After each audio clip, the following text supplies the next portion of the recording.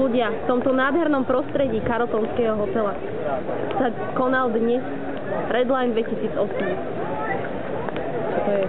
Čo je Redline 2008? Preteky, ale automobilové preteky Redline 2008. Vidíme hotel Carlton, ktorý sa vyníma v nádhernej výške.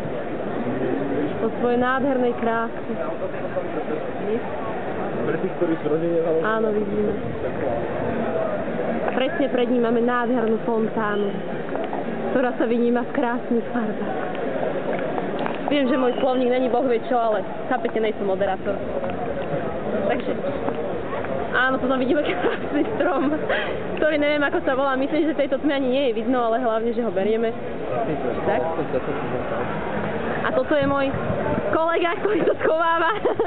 Patrik Švajda. Áno, Patrik, usmejme sa. Budeme v Markíze, už zajtra televízne noviny to istia.